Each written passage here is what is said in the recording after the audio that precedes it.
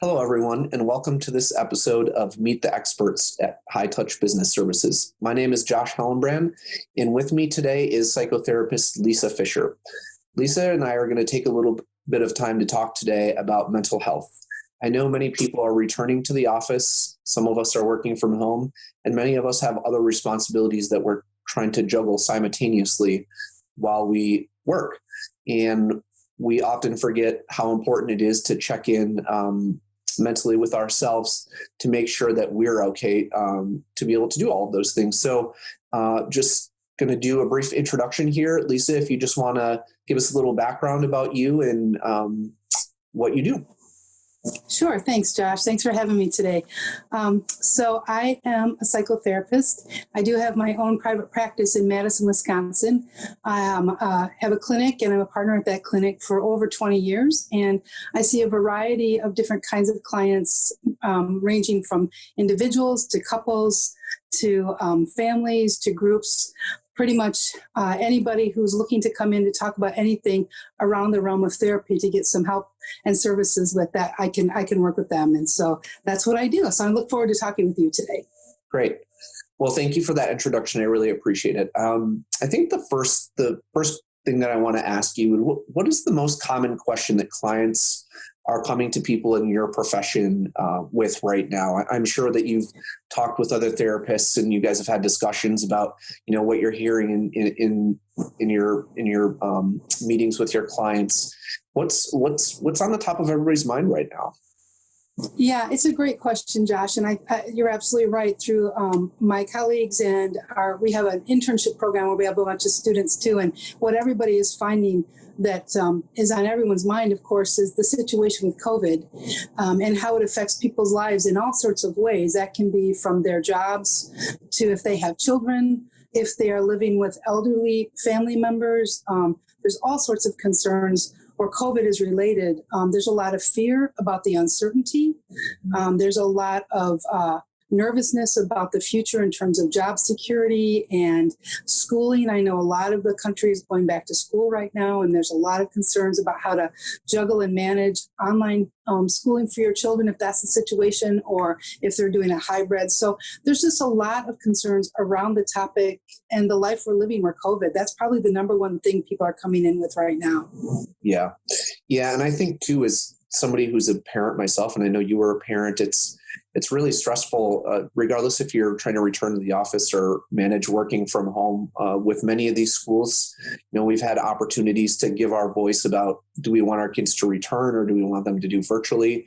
And quite frankly, at the end of the day, many people who have already tried to go back have been sent back home. And it's really stressful on our mental health when, we're trying to juggle working and sitting with our younger kids, especially at that computer, and trying to get them what they need, right? Because their minds are so young and they're like sponges that we really need to make sure that we're doing the best that we can to advocate for them.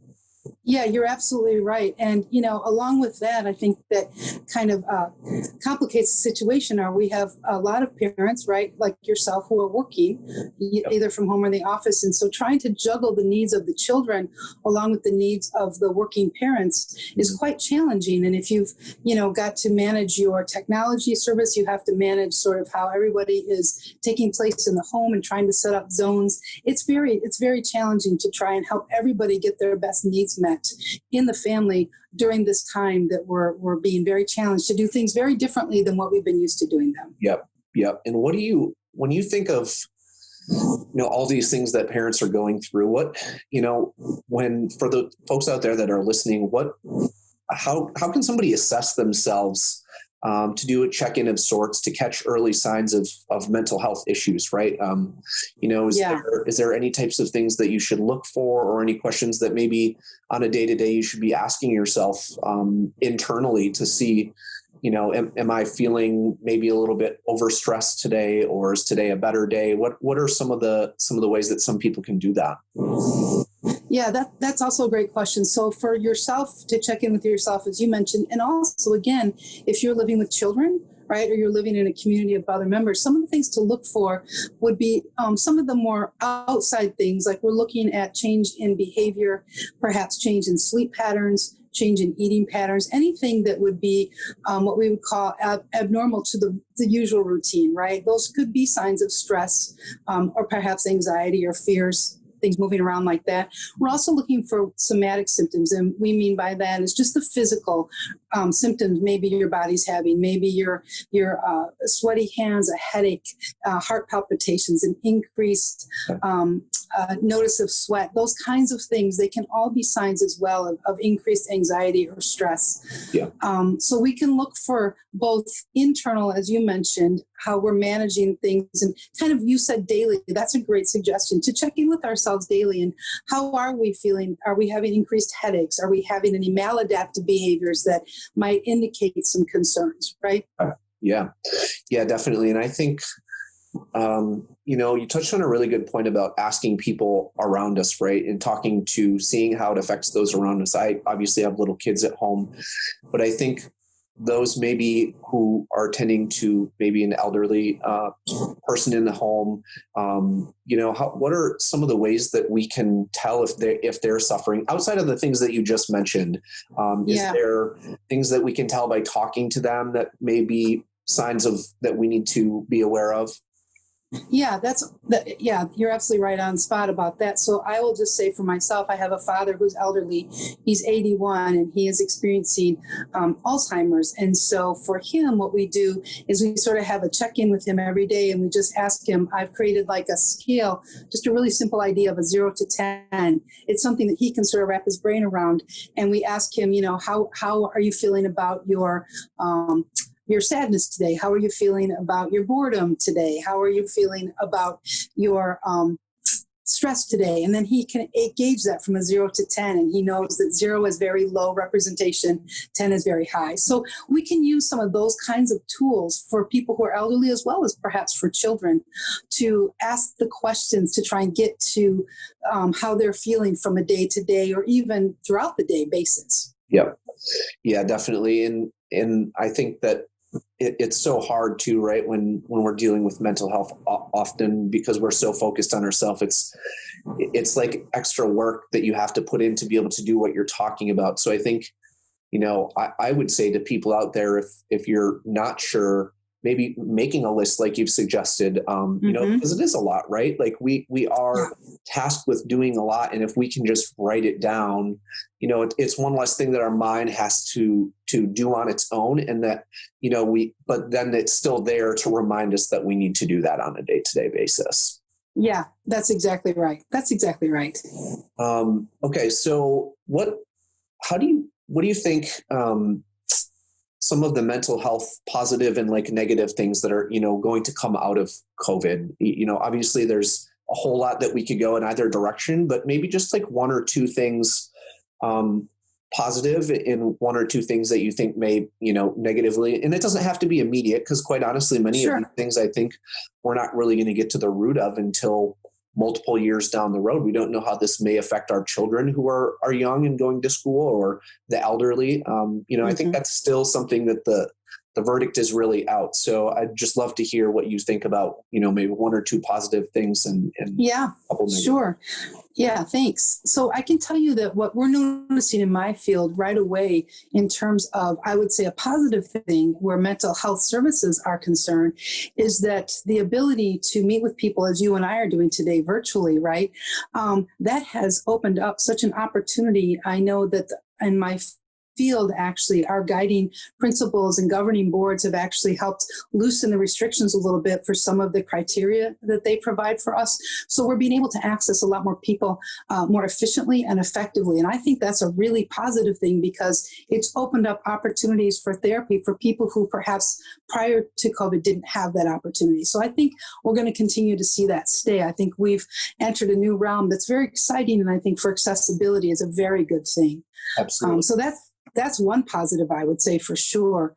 I also think in general wellness terms, I think a positive outcome has been that people are taking pause and they're really thinking about their priorities, and they're really thinking about what they value. This has put the whole country, the whole world really on pause to consider what is most important to me. And do I want to make any changes in my life that will reflect that change and how I'm feeling differently now based on having been through and continuing to be through a pandemic. So I think those are positive things that could be far reaching into the future and will remain to be seen. Yep. I think some detriments, right? I think some challenge areas are certainly that, as you indicated, we're not really sure the long-term effects this is going to have on children in particular and their developing brains, and concerns about, I think about their fears and about how this will play out for them in terms of future stressors and traumas, perhaps based on their age when they're going through this, and how they recall and how it shapes what they worry about in the world and how they move through it as they continue to grow older. And of course, another concern obviously is just, the health and the fragility. I think the whole country has felt an increase in feeling more fragile that this pandemic has brought on. And I mean fragile in terms of all sorts on the spectrum, in terms of job security, housing, their own mental and wellness and health. So I think those are things we're going to have to continue to gauge to see what that looks like down the road, even past when this is over. Yeah,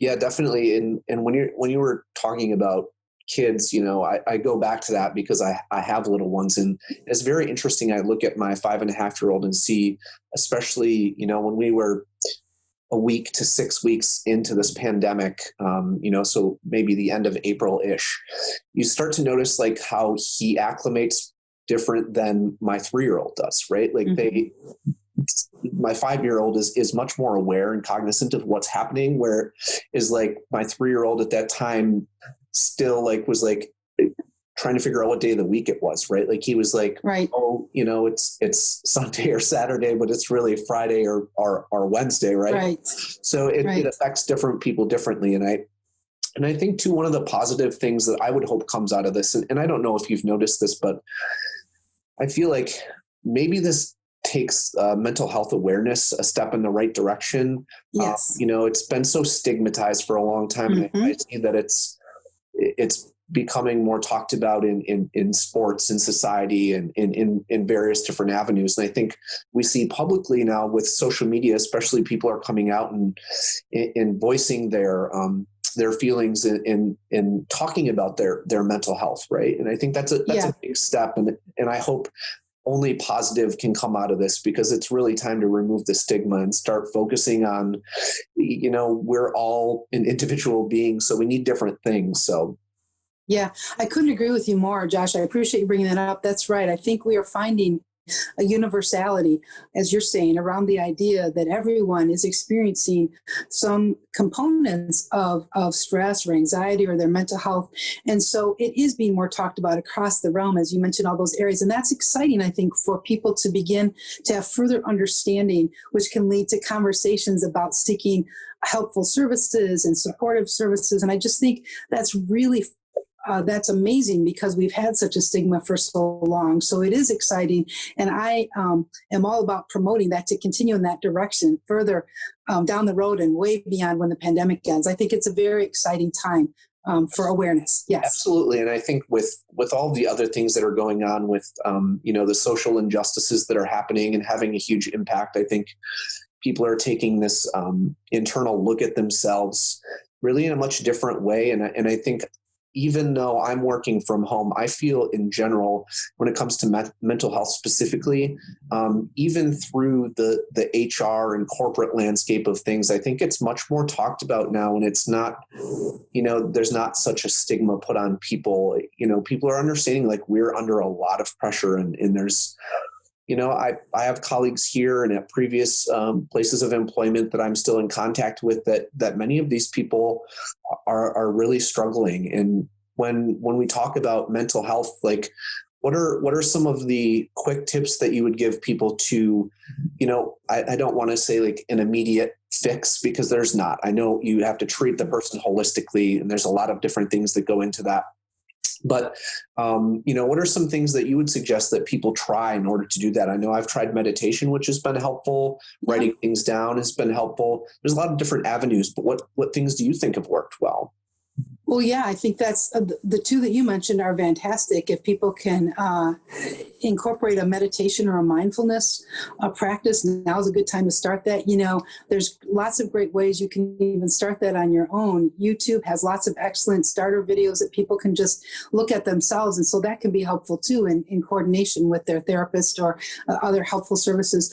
Other things I think people can really look at is sort of even very simple things. This is one thing I teach to children in my practice, and we just call that mindful breathing, right? And there's really simple ways. A really fast one is, you take your hand. I teach this to kids, like your kids' age, I could teach this. And you just take your hand and you teach the breathing, and you breathe in while you go up there, and you breathe out, and you breathe in, and you breathe out. And so you do that through the hand. That's a really simple method to bring awareness to breathing. And what that does is it helps bring the body just into its own way of being leveled and relaxed. Everybody likes a good deep breath. And so it brings attention to the importance of breathing. That's a very simple one. Mm-hmm. Other things that people can do, I think, is surely stay connected. When we first started the pandemic, I didn't like the words social distancing, and other people have commented on this. I think what we really wanted to say was physical distancing, not social distancing, because we want to keep our social connections. We want to make sure we're keeping connected to our family, our friends, our community. We want to make sure that we feel that we're helping contribute to be part of the solution and part of the good that we're doing to help ourselves as a community and beyond, right? And so I think connection is vital to stay that. And for people who perhaps don't have easily accessible to connection, let's make sure we're reaching out to those folks, perhaps people that are shut in their homes or older folks or people who live alone. So I think being really mindful of how we are connecting, staying connected, and seeing how we're helping teach others to do that, and how we want to be part of the connected community. Great. All right. Well, that's all the time that we have for today, Lesa. I really want to thank you for sitting down and taking a little bit of time to talk to me about something that I hope in the next handful of months we can reconnect again and maybe follow up and talk about some more questions that people may have had coming out of this episode. But again, I want to thank you for taking the time to talk with me today. And everybody out there, thank you so much for listening to us. And we'll be back with another episode of Meet the Experts soon. Thanks, Josh. Thanks, Lesa.